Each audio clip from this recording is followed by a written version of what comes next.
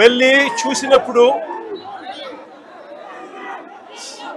నాగరిక సమాజం అంతా కూడా నిజంగా ఈ జంగల్ రాజును చూసి, ఈ జంగల్ రాజ్ పరిపాలనను చూసి నాగరిక ప్రపంచం అంతా కూడా తల వంచుకునేలా చంద్రబాబు నాయుడు గారు చేశారు. అక్కడ అంబటి రాంబాబు అన్న ఇంటి దగ్గరికి వెళ్ళినప్పుడు కూడా 5 కార్లను ధ్వంసం చేశారు,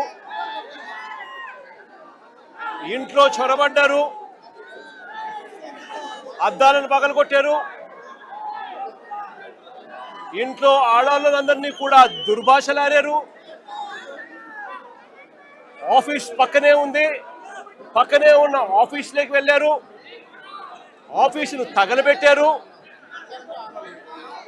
ఇవన్నీ కూడా పోలీసుల సమక్షంలోనే జరగడం చూసాం. అక్కడ జరిగిన ఘటన కూడా మనం గమనించినాం. సాయంత్రం 4:30-5 గంటలకు మొదలు పెడితే అర్ధరాత్రి 1 గంట దాటిన తర్వాత కూడా దహనకాండ జరుగుతూనే ఉన్నది.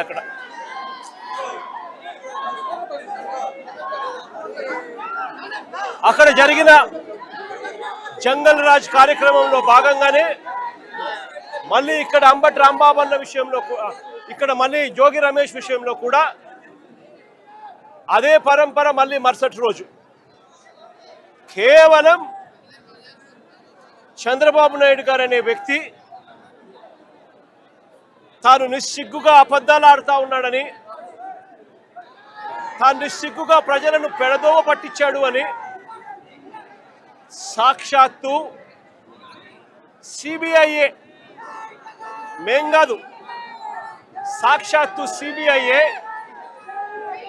చంద్రబాబు నాయుడు గారు చెప్తా ఉన్న అబద్ధాలను తేటతెల్లం చేస్తూ సిబిఐ ఛార్జ్ షీట్ దాఖలు చేసింది.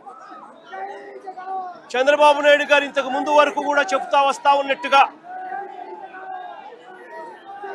జంతువుల కొవ్వు కానీ, గొడ్డు మాంసం కొవ్వు కానీ, పంది కొవ్వు కానీ, చేప నూనె కానీ కలిసింది నూనెలో. అటువంటి మాంసాహారం కలిగిన ఆ నూనెను లడ్డూ తయారీలోకి వాడి వెంకటేశ్వర స్వామి భక్తుల మనోభావాలను దెబ్బతీసే విధంగా చంద్రబాబు నాయుడు గారు అన్యాయమైన దుష్ప్రచారం చేశాడు. నిజంగా ఎంత అన్యాయమైన దుష్ప్రచారం చేశాడు అనంటే, చంద్రబాబు నాయుడు గారు ముఖ్యమంత్రి కానంత వరకు కూడా వెంకటేశ్వర స్వామి ప్రసాదాన్ని ఎవరైనా ఇస్తే కళ్ళు మూసుకొని 2 కళ్ళకు ఇలా అద్దుకొని ఇలా తినే పరిస్థితి నుంచి వెంకటేశ్వర స్వామిని అగౌరవపరిచిన వ్యక్తి ఎవరైనా ఉన్నారు అనంటే అది చంద్రబాబు నాయుడు గారే. వెంకటేశ్వర స్వామి ప్రసాదాన్ని, ఆ ప్రతిష్టను దిగజార్చిన వ్యక్తి ఎవరైనా ఉన్నారు అనంటే అది చంద్రబాబు నాయుడు గారే. ఒక అబద్ధాన్ని క్రియేట్ చేసి, ఆ అబద్ధానికి రెక్కలు కట్టి, ఆ అబద్ధాన్ని దుష్ప్రచారం చేసి కేవలం రాజకీయాల కోసం దేవుడిని కూడా వాడుకున్న వ్యక్తి ఎవరైనా ఉన్నారు అనంటే ఈ ప్రపంచంలో అది ఒక చంద్రబాబు నాయుడు గారు మాత్రమే. నిజంగా సిబిఐ ఇలాంటి చంద్రబాబు నాయుడు చేస్తూ ఉన్న ఈ అవాస్తవాలన్నీ, చంద్రబాబు నాయుడు గారు చెప్తా ఉన్న ఈ అబద్ధాలన్నీ కూడా అబద్ధం అని చెప్పి తేల్చింది. సిబిఐ ఫైల్ చేసిన ఛార్జ్ షీట్లో ఏకంగా NDDB, national dairy development board research institute సంబంధించిన lab report, NDRI national development research ఇన్స్టిట్యూట్కి సంబంధించిన ల్యాబ్ రిపోర్టు, ఈ 2 కూడా కేంద్ర ప్రభుత్వ సంస్థలు, రీసెర్చ్ ఇన్స్టిట్యూట్స్. వీళ్ళు చేసిన శాంపుల్స్ అన్నీ కూడా, ల్యాబ్ అనాలిసిస్ అన్నీ కూడా చంద్రబాబు నాయుడు గారు ముఖ్యమంత్రిగా ఉండగా, చంద్రబాబు నాయుడు గారు టీటీడీ ఈఓ, చంద్రబాబు నాయుడు గారు మనిషి టీటీడీ ఈఓగా ఉండగా, చంద్రబాబు నాయుడు గారి హయాంలో సేకరించిన ఈ నమూనాలు ఇవి సిబిఐ వాళ్ళ ఆధ్వర్యంలో ఎన్డీడీబీకి, ఎన్డీఆర్ఐకి పంపించి ల్యాబ్ రిపోర్ట్లు అక్కడి నుంచి వచ్చి, ఆ ల్యాబ్ రిపోర్ట్లలో నిర్ధారణ అయింది ఎటువంటి జంతువుల కొవ్వు లేదని, ఎటువంటి గొడ్డు మాంసము కొవ్వు లేదని, ఎటువంటి పంది కొవ్వు లేదని, ఎటువంటి చేపల నూనె కూడా కలవలేదు అని చెప్పి సిబిఐ ఏకంగా ధృవీకరించి సర్టిఫై కూడా చేసింది. ఆ ఛార్జ్షీట్లో సిబిఐ అదొకటే చెప్పలా.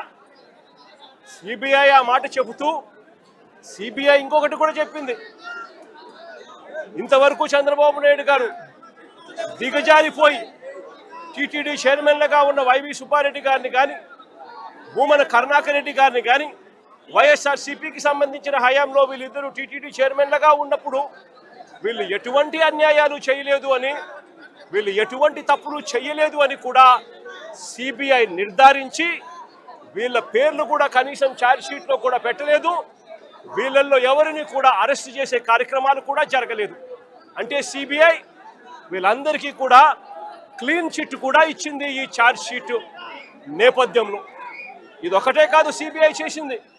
ఆ సిబిఐ ఛార్జ్షీట్లో వాళ్ళు వేసిన అదే ఛార్జ్షీట్లో ఒక ముఖ్యమైన అంశం ఏమిటి అని అంటే, ఈ ఛార్జ్షీట్కి సంబంధించి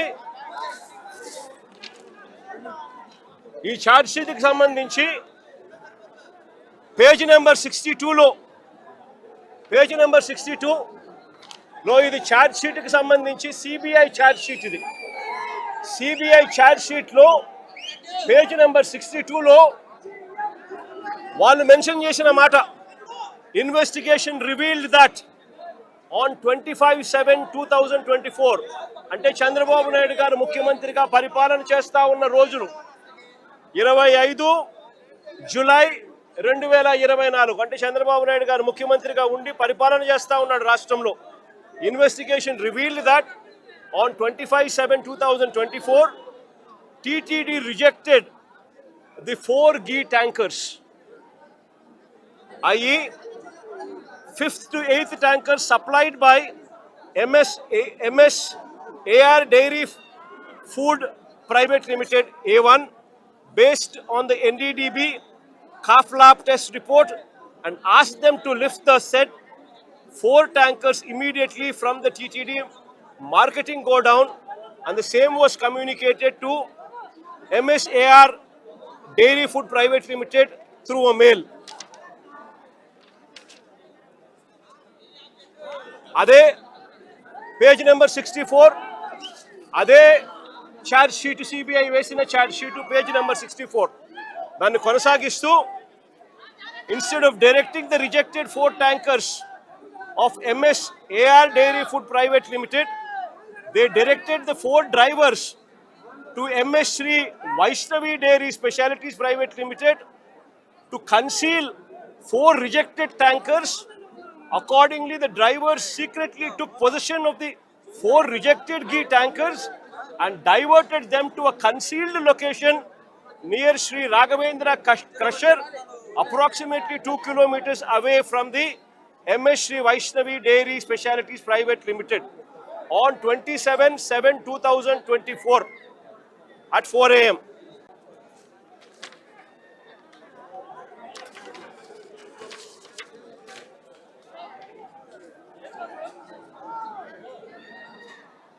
ఛార్జ్ షీట్లో page number 44 further the adulterated ghee in rejected 4 tankers of MS AR Dairy Food Private Limited were resupplied to the TTD in the supply orders of MS Shri Vaishnavi Dairy Specialities Private Limited, and TTD accepted the same. అంటే టీటీడీనే చంద్రబాబు నాయుడు గారు ముఖ్యమంత్రిగా ఉండగా ఇది CBI ఛార్జ్షీట్లో mention చేసింది. చంద్రబాబు నాయుడు గారు ముఖ్యమంత్రిగా ఉండగా 27/7/2024 అంటే చంద్రబాబు నాయుడు ముఖ్యమంత్రిగా ఉండగా జూలైలో టీటీడీ వాళ్ళు 4 ట్యాంకర్లు ఏదైతే ఉన్నాయో ఆ ట్యాంకర్లను రిజెక్ట్ చేసినారు. ఆ రిజెక్ట్ చేసిన ఆ ట్యాంకర్లు మళ్ళీ ఇదే చంద్రబాబు నాయుడు గారి ముఖ్యమంత్రిగా పరిపాలన చేస్తూ ఉన్న ఇదే పీరియడ్లోనే అవే ట్యాంకర్లు తిరిగి మళ్ళీ వెనక్కి వెళ్ళిపోయి మళ్ళీ టీటీడీలోకి ప్రవేశించాయి. దొడ్డిదారున మళ్ళీ టీటీడీలోకి వేరే వాళ్ళ పేరుతో మళ్ళీ ప్రవేశించాయి. దాన్ని టీటీడీ యాక్సెప్ట్ చేసింది. అవే ట్యాంకర్లు లడ్డూ తయారీకి కూడా వాడారు అని చెప్పి ఏకంగా సిబిఐఏ చంద్రబాబు నాయుడు గారి ప్రభుత్వం మీద వాళ్ళు చేసిన తప్పుల మీద వాళ్ళు చేసిన అన్యాయం మీద ఏకంగా సిబిఐఏ ఛార్జ్ షీట్లో వేసింది. నేను అడుగుతా ఉన్నా, ఏకంగా సిబిఐఏ చంద్రబాబు నాయుడు గారి ప్రభుత్వం మీద ఈ మాదిరిగా రాసిన తర్వాత ఛార్జ్ షీట్లో ఫైల్ చేసిన తర్వాత పాపం చేసిన వాళ్ళు ఎవరు అని చంద్రబాబు నాయుడు గారిని, కూటమిలో ఉన్న చంద్రబాబు నాయుడు గారికి సంబంధించిన చంద్రబాబు నాయుడు గారి కొడుకు, కూటమిలో ఉన్న పవన్ కళ్యాణ్ గారిని ఇద్దరిని కూడా ప్రశ్నిస్తా ఉన్నాను. ఎవరు పాపం చేసిన వాళ్ళు అని చెప్పి నేను ఈ సందర్భంగా అందరినీ కూడా ప్రశ్నిస్తా ఉన్నా. ఇదే మాదిరిగా నేను ఇంకొక మాట కూడా చెప్తా ఉన్నా. అసలు ఇదే టీటీడీ గీలో ఎవరు చెప్పారండి దీంట్లో జంతువుల కొవ్వు ఉందని, గొడ్డు మాంసం ఉందని, పంది కొవ్వు ఉందని, చేపల నూనె కలిసిందని ఎవరు చెప్పినారు? సిబిఐ చెప్పిందా? ఎన్డీడీబీ రిపోర్ట్లు చెప్పినాయా? ఎన్డీఆర్ఐ రిపోర్ట్లు చెప్పినాయా? ఏ ల్యాబ్ రిపోర్ట్లు చెప్పినాయండి? కేవలం చెప్పింది ఎవరు అని అంటే స్వార్థ రాజకీయాల కోసం చంద్రబాబు నాయుడు, స్వార్థ రాజకీయాల కోసం పవన్ కళ్యాణ్, స్వార్థ రాజకీయాల కోసం చంద్రబాబు నాయుడు కొడుకు లోకేష్, స్వార్థ రాజకీయాల కోసం వీళ్ళకు డంకా బజాయిస్తా ఉన్న వీళ్ళ ఎల్లో మీడియా, ఆ ఈనాడు, ఆ ఆంధ్రజ్యోతి, ఆ టీవీ5. నేను అడుగుతా ఉన్నా, వీళ్ళు తప్ప ఇంకా ఎవరైనా చెప్పారా అని అడుగుతా ఉన్నా. అంటే ఒక లేనిది, ఒక అబద్ధానికి రెక్కలు కట్టడం, ఆ అబద్ధాలను ప్రచారం చేయడం, ఆ దుష్ప్రచారం ద్వారా రాజకీయ లబ్ధి పొందాలనుకోవడం ఇంతకన్నా హేయమైన పని ఎక్కడైనా ఉంటుందా అని. ఇలాంటి సందర్భంలో సిబిఐ ఇచ్చిన ఈ ఛార్జ్ షీట్ నేపథ్యంలో చంద్రబాబు నాయుడు గారు చేయాల్సిన పని ఏమిటి? వెంకటేశ్వర స్వామికి లెంపలేసుకోవడం, ప్రజలకు క్షమాపణ చెప్పడం. అలాంటి పని చంద్రబాబు నాయుడు గారు ఎందుకు చేయడం లేదు అని చెప్పి, చంద్రబాబు నాయుడు గారికి మానవత్వం ఉందా చంద్రబాబు నాయుడు గారికి అని చెప్పి చంద్రబాబు నాయుడు గారిని ప్రశ్నిస్తూ మా వాళ్ళు చంద్రబాబు నాయుడు గారికి జ్ఞానోదయం రావాలని గుళ్ళల్లో ప్రార్థనలు చేశారు, గుళ్ళల్లో పూజలు చేశారు. చంద్రబాబు నాయుడు గారికి దేవుడు జ్ఞానోదయం ఇవ్వాలని, చంద్రబాబు నాయుడు గారిలో మార్పు రావాలని, చంద్రబాబు నాయుడు గారు దేవుణ్ణి అమ్మే పరిస్థితిలోకి రాకుండా ఆయనకు బుద్ధి జ్ఞానం ప్రసాదించమని చెప్పి ఆయనకు, ఆయన కొడుకు, ఇంకా ఆయనతో పాటు కూటమిలో ఉన్న పవన్ కళ్యాణ్ గారికి అందరికీ కూడా చిప్పు రిపేర్ చేయమని చెప్పి అందరూ కూడా గుళ్ళల్లోకి వెళ్ళి పూజలు కూడా చేశారు. నేను అడుగుతా ఉన్నా, తప్పేముంది అని. ఒక అబద్ధాన్ని దుష్ప్రచారం చేస్తూ చంద్రబాబు నాయుడు గారు ఏ స్థాయిలోకి బరితెగించారు అని అంటే సిబిఐ ఛార్జ్ షీట్ ఫైల్ చేసింది. ఎక్కడా కూడా సిబిఐ చేసింది తప్పు చంద్రబాబు నాయుడు అని చెప్పి అంతో ఇంతో చెప్తా ఉంది. కానీ ఎక్కడా కూడా వైఎస్ఆర్సీపీకి సంబంధించిన భూమన కరుణాకర్ రెడ్డి గారిని కానీ, వైవి సుబ్బారెడ్డి గారిని కానీ ఎవరిని కూడా తప్పుగా చేశారు అని చెప్పి ఎక్కడా చెప్పడం లేదు. వాళ్ళకి క్లీన్ చిట్ ఇచ్చింది. ఎన్డీడీబీ రిపోర్ట్లు క్లియర్గా ఉన్నాయి, ఎన్డీఆర్ఐ రిపోర్ట్లు కూడా క్లియర్గా ఉన్నాయని చెప్పి సిబిఐ ఏకంగా ఛార్జ్ షీట్లో ఫైల్ చేసిన తర్వాత ఈ పెద్ద మనిషి చంద్రబాబు నాయుడు గారు ఫ్లెక్సీలు కట్టి తప్పుడు ప్రచారం చేయడం ధర్మమేనా అని అడుగుతా ఉన్నా, న్యాయమేనా అని అడుగుతా ఉన్నా. అటువంటి ఫ్లెక్సీలు, అటువంటి అన్యాయమైన మాటలు దాంట్లో రాసి తప్పుడు ప్రచారం చేస్తూ ఉన్న నేపథ్యంలో చంద్రబాబు నాయుడు గారిని ఎవరైనా కూడా ఈ వాస్తవాలన్నీ కూడా చెబుతూ చంద్రబాబు నాయుడు గారిని ఎవరైనా గట్టిగా నిలదీస్తే చంద్రబాబు నాయుడు గారిలో అసహనం వచ్చి ఏ స్థాయిలోకి వెళ్ళిపోయాడు అని అంటే, మొన్న అంబటి రాంబాబు అన్న విషయంలో చూసాం జంగల్ రాజ్ పరిపాలన ఎలా జరిగింది అని. దానికన్నా ముందు విడుదల రజనీ గారిని ఏ రకంగా అటాక్ చేసినారో చూసినాం. దానికన్నా అదే రోజు బోళ్ళ బ్రహ్మనాయుడు అన్నను ఏ రకంగా అటాక్ చేసినారో చూసినాం. కొద్దిగా అటు ఇటుగా కాకాని గోవర్ధన్ అన్నను ఏ రకంగా అటాక్ చేసినారో చూసినాం. వీళ్ళందరినీ అటాక్ చేయడమే కాకుండా జోగి రమేష్ ఇంటికి ఏకంగా జోగి రమేష్ చేసిన తప్పల్లా ఏమీ లేదు. చంద్రబాబు నాయుడు గారిని, ఆయన కొడుకును, వీళ్ళందరినీ కూడా ప్రశ్నిస్తూ మీ చిప్పు రిపేర్ చేసుకోండి అయ్యా, ఇంత అన్యాయమైన పని మీరు చేస్తూ ఉన్నారు, ఇది ధర్మమేనా అని చెప్పి అడిగాడు. అంతకన్నా ఇంకా ఏమో చేసి అడిగింది కూడా లేదు. అలాంటిది చంద్రబాబు నాయుడు గారు అసహనం ఏ స్థాయిలోకి వచ్చింది అంటే, ఇప్పుడే జోగి రమేష్ ఇల్లు చూసినాం. ఏకంగా యాసిడ్ బాటిల్స్తో, పెట్రోల్ బాంబులతో, యాసిడ్ బాటిల్స్ కూడా, ఇన్ఫాక్ట్ బంగ ఉబ్బింది. గోడ చూస్తే యాసిడ్ మరకలతో గోడ అంతా ఇదైంది. యాసిడ్ మరకలతో, పెట్రోల్ బాంబులతో ఏకంగా ఇల్లంతా కూడా డోర్ కూడా కాలిపోయి మొత్తం అంతా కూడా చిన్నాభిన్నమైపోయిన పరిస్థితి. అక్కడే ఎలక్ట్రికల్ ఫ్యాన్ రెగ్యులేటర్ స్విచ్చెస్ అన్నీ కూడా ఉన్నాయి. ఆ లైట్లు అంటుకొని ఉండింటే, ఆ డోర్లు కాలి ఉంటే ఇంట్లో కూడా వుడెన్ ఫర్నిచరు మొత్తం కర్టన్స్ అన్నీ ఉన్నాయి. ఇంట్లో రమేష్ వాళ్ళ నాన్న 80 సంవత్సరాల వయసు. ఇంట్లో రమేష్ వాళ్ళ నాన్న ఒక్కడే ఉన్నాడు. లేయలేని పరిస్థితి, నడవలేని పరిస్థితిలో ఉన్న వ్యక్తి ఇంట్లో ఉన్నాడు. ఇది హత్యాయత్నం కాదా అని అడుగుతా ఉన్నా నేను. ఇది చేయడం ధర్మమేనా అని అడుగుతా ఉన్నా. కేవలం ఒక బీసీ నాయకుడని, బీసీ నాయకుడిగా ఎదుగుతా ఉన్నాడు అని, బీసీ నాయకుడిగా వాయిస్ ఉంది అని, ఆ బీసీ నాయకుని వాయిస్ను అనగదొక్కాలి అని చెప్పి దుర్మార్గపు ఆలోచనలు చేయడం ఎంత మటుకు ధర్మం అని అడుగుతా ఉన్నా. నేను అడుగుతా ఉన్నా, ఇది ఒకసారి గమనించమని అడుగుతా ఉన్నా. జోగి రమేష్ ఇంట్లో దాడికి రమేష్ ఇంటి మీద దాడి జరగక మునుపు, అంటే దాదాపుగా రమేష్ ఇంటి మీద దాడి ఎన్ని గంటలకు జరిగింది? 5ంటికి దాడి జరిగింది. 5ంటికి దాడి జరిగితే ఆ దాడికి సంబంధించి పోలీసులు, చంద్రబాబు నాయుడు గారు, తెలుగుదేశం పార్టీ వ్యక్తులు ఏ రకంగా కాన్స్పిరసీ రచించినారు అనే దానికి ఇదిగో చూడండి. ఇది 2 గంటల ప్రాంతంలో తీసిన ఫోటో. అంటే ఇదే సర్కిల్లోనే ఇక్కడ DCP Gundam Ramakrishna, Telugu Desam party leader Bommasani Subbarao, CI Ibrahimpatnam Chandrasekhar, వీళ్ళు ముగ్గురు కూడా ఇక్కడే సర్కిల్ దగ్గర రచిస్తూ ఉన్నారు. ఏ రకంగా హత్య చేయాలి, ఏ రకంగా ఇండ్లను కాల్చేయాలి, ఏ రకంగా వాళ్ళ ప్రాపర్టీలు ధ్వంసం చేయాలి, హత్యా ప్రయత్నం ఎలా చేయాలి, పోలీసులు ఎలా సహకరించాలి అని చెప్పి ఏకంగా పోలీసులే తెలుగుదేశం పార్టీ కార్యకర్తలతో, నాయకులతో ఈ మాదిరిగా కలిసి 1 గంటకు 2 గంటలకు ఆ ప్రాంతంలో జరిగిన ఘటన ఇది తీస్తూ ఉన్నారు. ఇది సుబ్బారావు చంద్రబాబు నాయుడు.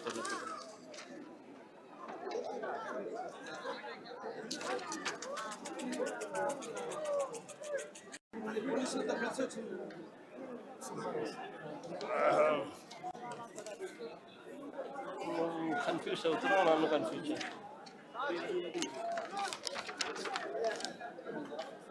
ఇదే సుబ్బారావు, చంద్రబాబు నాయుడు గారు కొడుకు లోకేష్. ఈ మాదిరిగా కాన్స్పిరసీ రచించి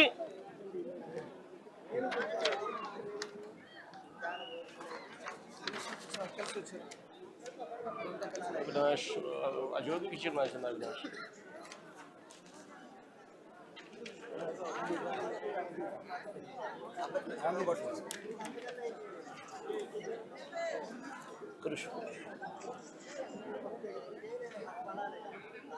ఈ మాదిరిగా కాన్స్పిరసీ రచించి 5 గంటలకు ఆ ప్రాంతంలో ఏకంగా తెలుగుదేశం పార్టీ నాయకులను కూడా, వీడియో ఫుటింగ్ కూడా ఉంది, తెలుగుదేశం పార్టీ నాయకులు పోలీసులను కూడా వెంటబుచ్చుకొని ఏ రకంగా అందరూ కలిసికట్టుగా ఇక్కడికి వచ్చినారు అనేది వీడియో క్లిప్పింగ్ కూడా ఉంది మన దగ్గర. ఆ దాంట్లో ఈ మాదిరిగా ఈ మనిషి ఫతావుల్లా, ఈ మనిషి ఏకంగా బాటిళ్ళు, యాసిడ్ బాటిళ్ళు, పెట్రోల్ బాటిళ్ళు ఎగరేసుకుంటూ వస్తూ ఉన్న ఫోటోలు. ఈ మనిషి విజయవాడకు సంబంధించిన తెలుగుదేశం పార్టీకి సంబంధించిన నాయకుడు. ఈ మనిషి ఏకంగా నిప్పంటిచ్చాడు పోలీసుల సమక్షంలోనే. ఈవిడ కూడా ఫతావుల్లాతో పాటు, ఇదిగో ఇక్కడ ఫతావుల్లాతో పాటు ఈ ఆశా అనే ఈవిడ కూడా విజయవాడకు సంబంధించిన ఆవిడ. ఈవిడ కూడా ఈ మాదిరిగా వచ్చి ఈ మాదిరిగా జోగి రమేష్ ఇంటిపై రాళ్లు వేయడము, దాడులు చేయడము పోలీసుల సమక్షంలోనే జరుగుతూ ఉంది.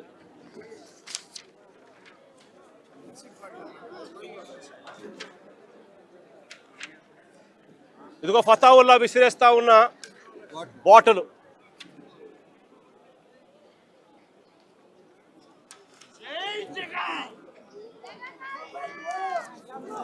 ఇదిగో ఫతావుల్లా చంద్రబాబు నాయుడు గారి కొడుకు నారా లోకేష్తో ఆయనకున్న సత్సంబంధాలు. ఇదిగో ఆయనకున్న సత్సంబంధాలు. ఇదిగో ఆశ వాళ్ళ అమ్మాయి పెళ్లికి కూడా చంద్రబాబు నాయుడు వచ్చిన ఫోటోలు.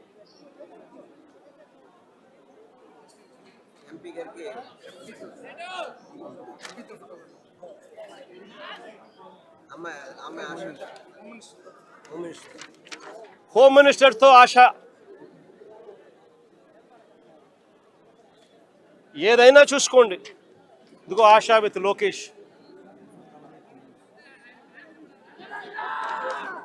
ఫతావలీ హోమ్ మినిస్టర్తో. ఇది ఒకసారి గమనించమని అడుగుతా ఉన్నా. ఇదొకసారి నేను ప్లే చేస్తా. కనబడతా ఉందా? సుబ్బారావు డీసీపీ పక్కన సిఐ మంతనాలు జరుపుతాను. ప్లే చేయమని జోగి ఒకసారి నాకు.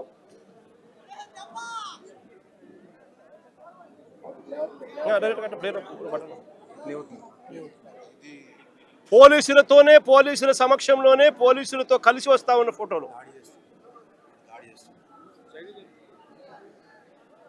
పోలీసులతో వస్తా ఉన్న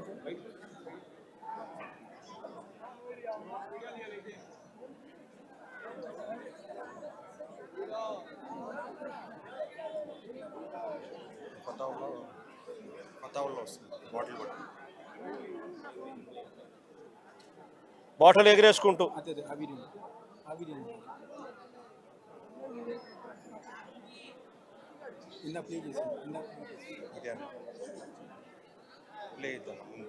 పోలీసులు వస్తుంది.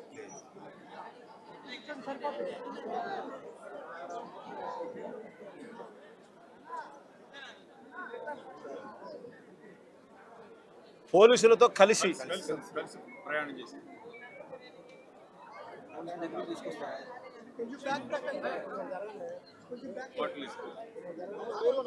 పోలీసులు ఏకంగా కలిసి, పోలీసులతో కలిసి వీళ్ళు రావడము, వీడియో క్లిప్పింగ్తో సహా బాటిల్ ఇసిరేసి కొట్టడం.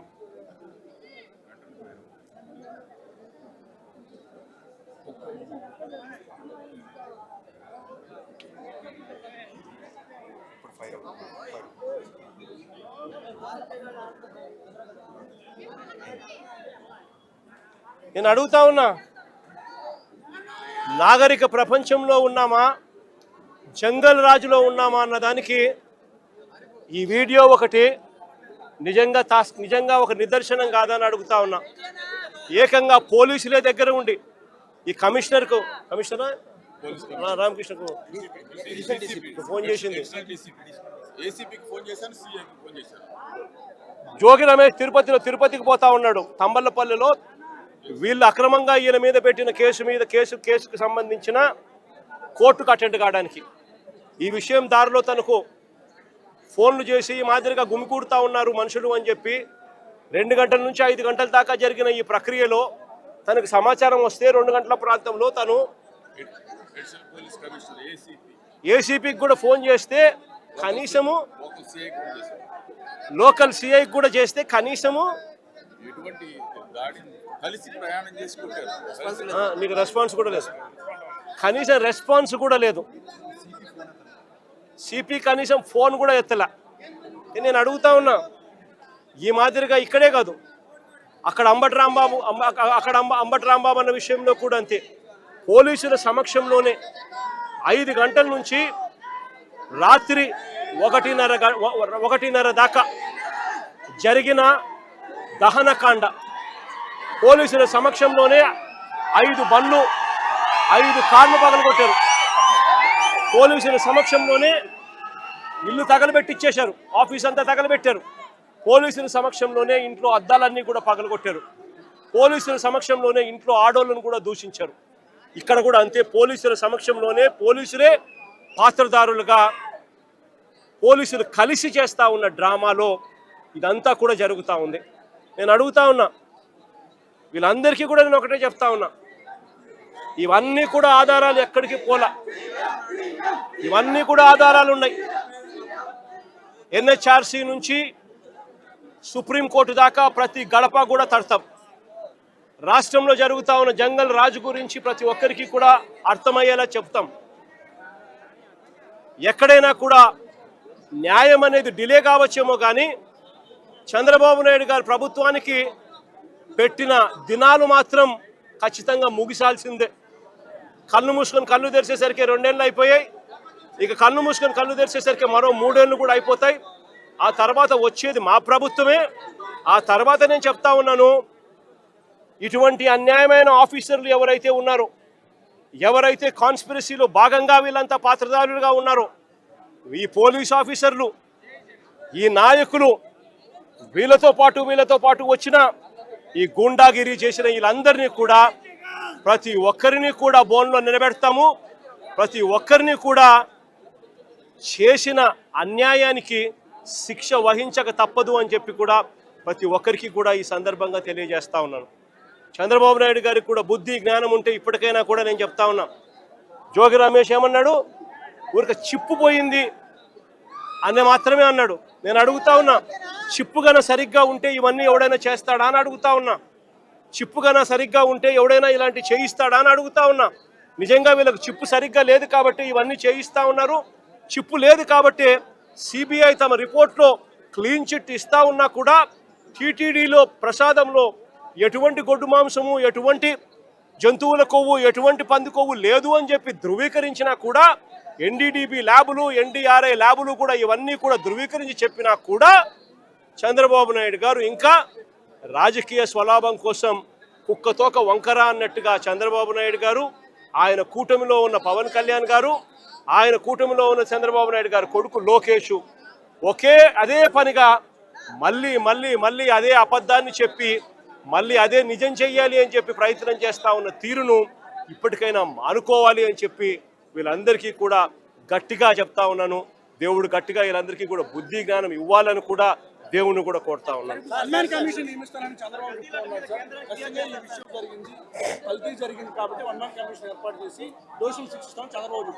ఇదే చెప్తానబ్బా. ఏకంగా సుప్రీంకోర్టు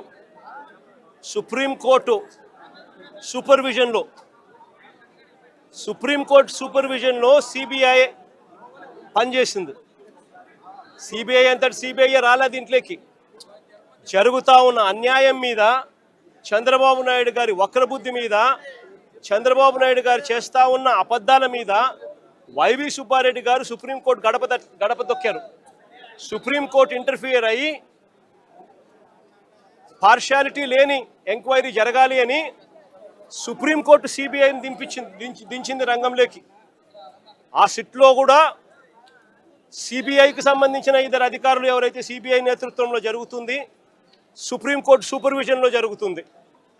సుప్రీంకోర్టు సూపర్విజన్లో సిబిఐ ఫైల్ చేసిన ఈ ఛార్జ్ షీటు ఎవరికి కూడా దీన్ని తప్పుపట్టే అవకాశం కానీ తప్పుపట్టే పరిస్థితి కానీ ఎవరికీ లేదు. సుప్రీంకోర్టు కన్నా ఈ చంద్రబాబు నాయుడు గారి పదవి పెద్ద ఎక్కువ గొప్పది కాదు. సుప్రీంకోర్టు సూపర్విజన్లో చేసిన CBI charge sheet will prevail.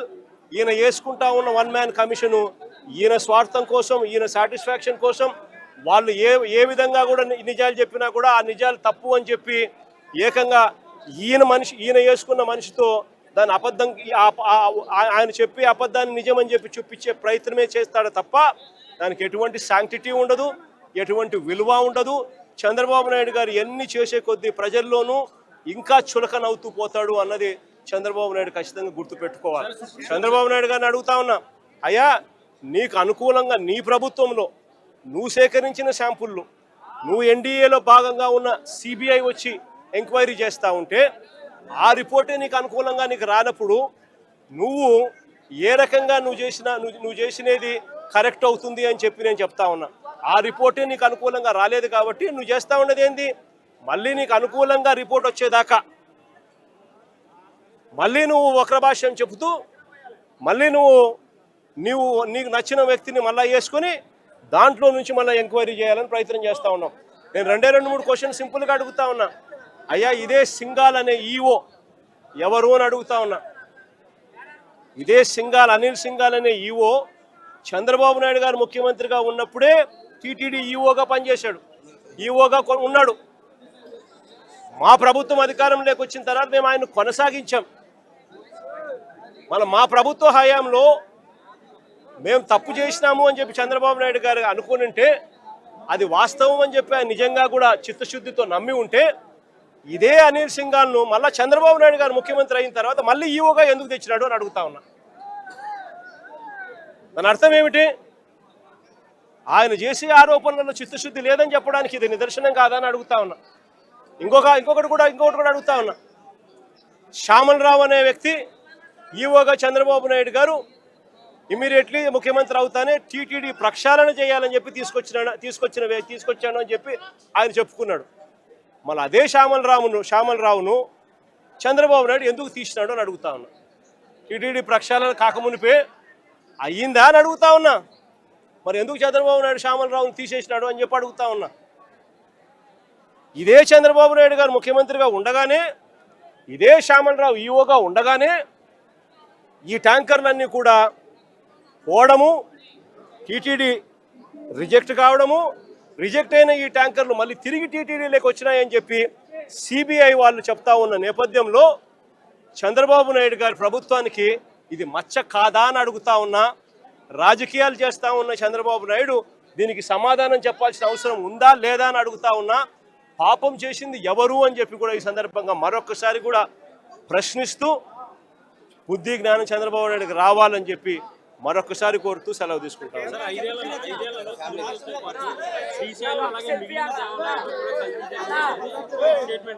ఆశ్చర్యం ఏమిటో తెలుసా? చంద్రబాబు నాయుడు గారు జోగి రమేష్ మీద పెట్టిన కేసులన్నీ ఎన్నో తెలుసా? ఇప్పటి వరకు ఏకంగా 12 కేసులు పెట్టారు.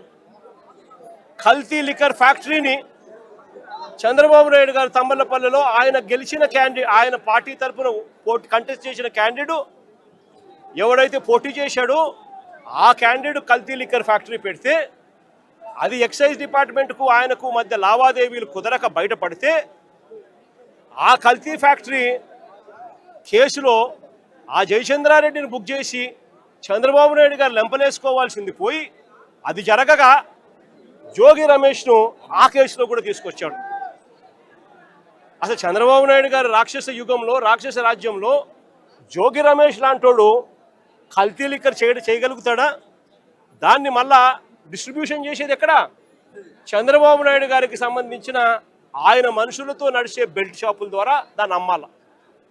అంటే ఆ డిస్ట్రిబ్యూషన్ జోగి రమేష్ పోగలుగుతాడా? ఎంత అన్యాయమైన కేసులు పెడతా ఉన్నారని చెప్పడానికి నిదర్శనం ఇది. 12 కేసులు పెట్టారు. చివరికి 83 రోజులు జైల్లో కూడా పెట్టారు. ఇంతకన్నా అన్యాయం ఎక్కడా ఉండదు. చివరికి జోగి రమేష్ కొడుకు చిన్నపిల్లోడు అని కూడా చూడకుండా, ఈ పిల్లోడు యాక్టివ్గా వాళ్ళ నాయన జైల్లో ఉన్నప్పుడు ఈ పిల్లోడు యాక్టివ్ అవుతున్నాడు అని చెప్పి ఈ పిల్లోడి మీద 7 కేసులు పెట్టారు. జోగి రమేష్ భార్య మీద 1 కేసు పెట్టారు. వీళ్ళే పోలీసులే దౌర్జన్యం చేసి, ఆమె పోలీసుల మీద దౌర్జన్యం చేసింది అని చెప్పి ఆమె మీద కూడా కేసు పెట్టారు. నేను అడుగుతా ఉన్నా, ఇదే చంద్రబాబు నాయుడు గారు బీసీలంటే ఆయనకు ఎంత చులకన అని చెప్పడానికి ఈ ఒక్క ఎగ్జాంపుల్ చాలు రాష్ట్రం మొత్తం తెలుసుకునే దానికోసం.